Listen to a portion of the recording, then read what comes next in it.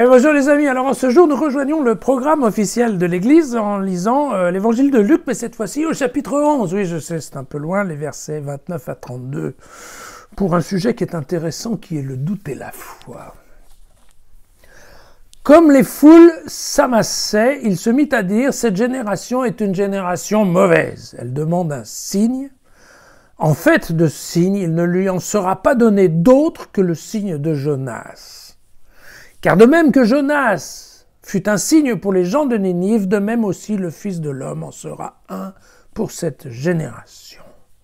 Lors du jugement, la reine de Midi se lèvera avec les hommes de cette génération, elle les condamnera, car elle est venue du bout du monde pour écouter la sagesse de Salomon. Eh bien, ici, il y a plus que Salomon. Et lors du jugement, les hommes de Ninive se lèveront avec cette génération, et ils la condamneront. Car ils se sont convertis à la prédication de Jonas. C'est bien ici, il y a plus que Jonas. En fait, depuis le début de l'histoire juive, se pose cette question du signe. Un signe. Ils veulent toujours un signe. Pourquoi ? Parce que Dieu leur parle à travers des prophètes, en général. Et quand le prophète parle, sa parole n'est pas toujours bien acceptée. Et donc tout le monde dit « Ouais, ça serait pas mal qu'on ait une preuve qu'effectivement, c'est bien Dieu qui parle à travers la bouche du prophète. » Voilà.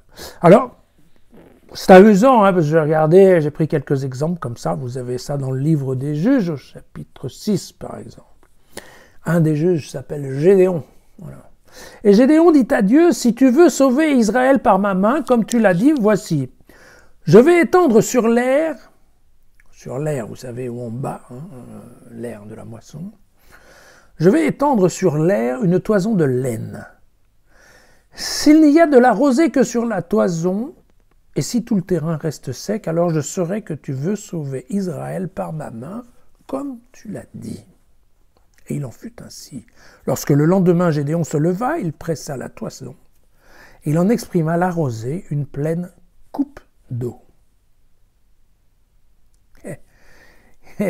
Il semble que ça ne suffise pas, puisque Gédéon dit à Dieu « Que ta colère ne s'enflamme pas contre moi si je parle encore une fois, mais permets que je fasse une dernière fois l'épreuve de la toison.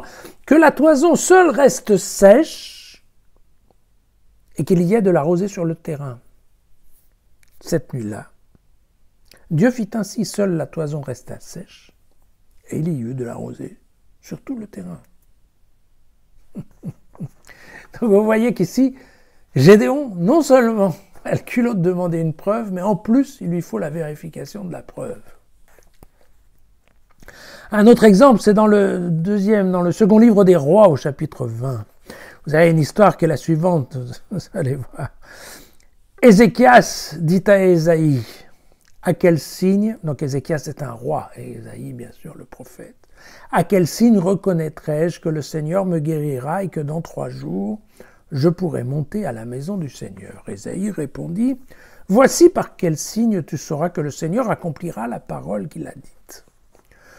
L'ombre doit-elle avancer de 10 degrés ou doit-elle reculer de 10 degrés? On pense bien que c'est l'ombre par rapport au soleil qui fait son chemin, en fait, tout simplement, au cadran solaire. Voilà. Alors, Ézéchias répondit, il est facile pour l'ombre de s'allonger de 10 degrés, mais pas vraiment de reculer de 10 degrés. Alors le prophète Ésaïe invoqua le Seigneur, qui fit reculer l'ombre de 10 degrés, où elle était descendue sur l'escalier d'Achaz. Et oui, vous voyez que même des signes qui peuvent paraître aberrants, eh bien voilà, Dieu en est capable. Alors, bien, évidemment, il va de soi qu'il faut quand même un certain culot pour aller discuter quand Dieu vous donne un ordre, qu'il vous annonce quelque chose, discuter en disant « ouais, moi je ne crois pas trop que ça va se passer ». Alors, évidemment, il y a un autre exemple, c'est le roi Achaz. Voilà, ce fameux roi Achaz dont on parlait de l'escalier, voilà. Lui, c'est dans le livre d'Ésaïe au chapitre 7, mais lui n'osera pas, voilà. Le Seigneur parla encore à Achaz en ces termes. Là, c'est le Seigneur lui-même qui suggère. Demande un signe pour toi au Seigneur ton Dieu, demande-le au plus profond, ou sur les sommets, là-haut. Et Achaz répondit, non, non, je ne demanderai pas et je ne mettrai pas le Seigneur à l'épreuve. Il dit alors, écoutez, maison de David, est-ce trop peu pour vous de fatiguer les hommes que vous fatiguiez mon Dieu? Aussi bien le Seigneur vous donnera-t-il lui-même un signe. Voici que la jeune femme est enceinte et enfante un fils, et elle lui donnera le nom d'Emmanuel. Ça, évidemment, c'est un passage qui nous rappelle quelque chose. Alors, et il va de soi que Luc lui-même est très préoccupé par les signes, au même titre d'ailleurs que Jean, dont on se souvient qu'il a écrit le livre des signes. Mais Luc, vous savez, il suffit qu'on reprenne ce qu'on a déjà lu, mais vous vous souvenez que Zacharie est devenu muet, comme signe qu'il n'aurait pas dû mettre en doute la parole de l'ange sur le fait qu'Élisabeth allait tomber enceinte. On se souvient que la grossesse d'Élisabeth est présentée par le même ange comme étant un signe. Il dit ça à Marie, que à Dieu, rien d'impossible. On a également le signe de Jean-Baptiste qui tressaille dans le ventre d'Élisabeth quand sa cousine vient la visiter. Et puis, par exemple, vous vous souvenez qu'on l'a lu il y a très peu de temps dans l'annonciation au berger, dans l'annonce au berger, où effectivement, voilà, le signe du nouveau-né emmailloté. Vous aurez un signe, vous trouverez un nouveau-né emmailloté dans la mâchoire, voilà. Et puis, bon, évidemment, il y avait le message de Siméon lors de la présentation, où il dit éventuellement, il est là pour être un signe contesté. Vous voyez que ce vocabulaire, cette notion de signe, c'est quelque chose qu'on trouve qui est très présent dans l'évangile de Luc. Luc qui aujourd'hui laisse entendre qu'effectivement, voilà, qu'il suffirait... en tout cas, c'est ce que laissent entendre les Juifs, que si au moins il y avait un signe, alors ils commenceraient à croire. Or, Jésus, typiquement, bien refuse de donner un signe de la même façon qu'il a refusé de voler depuis le haut du temple ou de transformer la pierre en pain.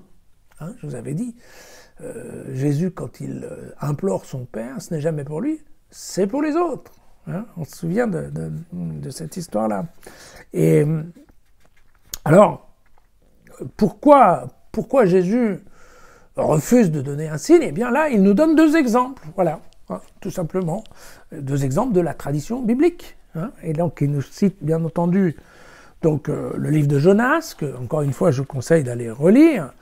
Vous avez Jonas qui a été sauvé, puisqu'il tombe à l'eau. Vous savez, il y a la tempête. Alors, quand ils se rendent compte, quand le capitaine du navire se rend compte que la tempête... Alors, voilà, je vous passe le fait que Jonas dormait au fond du bateau, comme Jésus dans la barque. Bref. Mais à un moment, donc, le capitaine se rend compte que c'est à cause de Jonas qu'il y a la tempête. En fait, il fout Jonas dans l'eau. Et une fois dans l'eau, la tempête s'arrête. Voilà. Mais Jonas, une fois qu'il est dans l'eau, est bouffé par la baleine ou par le monstre marin. Et vous vous souvenez qu'il reste 3 jours dans le ventre de la baleine. Bien entendu, comme les 3 jours au sein du tombeau, pour Jésus. Voilà. Et il est recraché sur le rivage de Ninive, qui est un pays païen. Or, Jésus se trouve en pays païen, en tout cas pour Luc. Voilà. Et Jonas traverse la ville de Ninive pendant 40 jours en disant aux gens de Ninive, attention, il faut vous convertir parce que sinon, ça va vous tomber dessus et ça va être la vengeance de Dieu. Voilà. Et, chose surprenante, les gens de Ninive se convertissent, effectivement. Ce qui fait qu'ils n'auront pas droit à la vengeance. Mais, de toute façon, voilà, il doit y avoir une analogie simple entre Jonas et Jésus.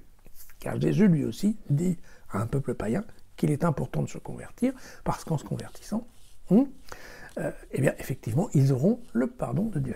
Voilà. Mais, comment dirais-je, le second exemple, donc, c'est Salomon, dont on parle dans le premier livre des rois, ça se trouve au chapitre 10, mais on trouve ça aussi dans le deuxième livre des Chroniques, au chapitre 9. Donc, Eh bien, évidemment, Salomon était le fils de David, comme Jésus était descendant de David. Il était l'exemple de grande sagesse, comme Jésus est l'exemple d'une grande sagesse.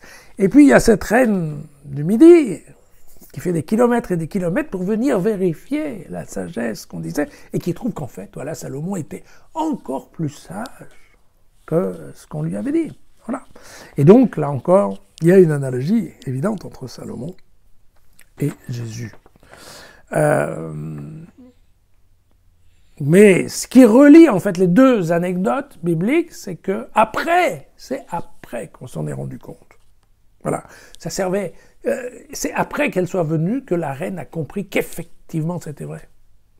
Et c'est après que Ninive, que Jonas ait insisté auprès des gens pour qu'ils changent leurs habitudes, qu'effectivement les gens se sont rendus compte que grâce à Jonas, ils avaient évité la colère de Dieu. Voilà, c'est après. C'est après. Et d'ailleurs, Luc va reprendre cette idée un peu plus tard, au chapitre 16, au verset 31. Vous savez, c'est la parabole du riche et d'un Lazare, qui n'avait rien à voir avec Lazare de Jean.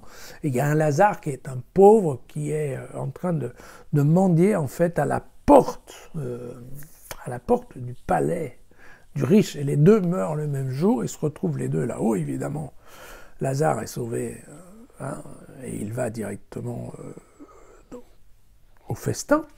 Et puis, donc le riche demande à Abraham, mais écoute, envoie quelqu'un, un de mes neveux, ou là, envoie Lazare sur terre, et qu'il prévienne mes neveux et mes nièces qu'effectivement, il ne faut pas faire ce que j'ai fait, c'est dégueulasse, et que, surtout s'ils font ça, ils vont se retrouver en enfer.